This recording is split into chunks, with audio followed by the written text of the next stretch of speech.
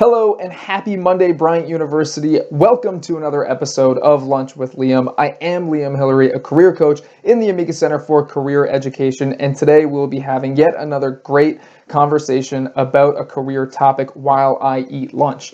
That lunch today is a quinoa, beet, and goat cheese salad, courtesy of my friend in New Zealand. And that topic of discussion today is going to be careers, jobs, and majors. What is the difference between a major, a job, and a career?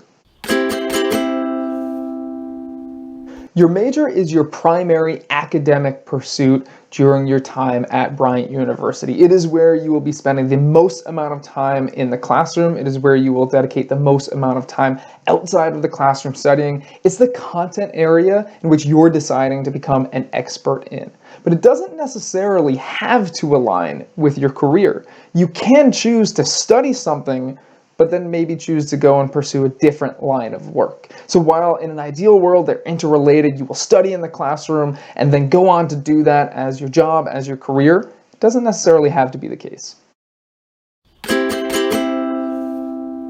A job is one position of which you'll likely have many. And when we consider jobs, I recommend students don't view jobs in terms of how they may define you as a person. Instead, view jobs in terms of how they service your needs, how they service your current needs, and how they service your long-term needs.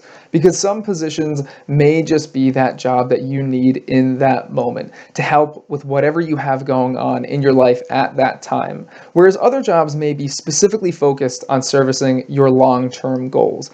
Ultimately, they both have value.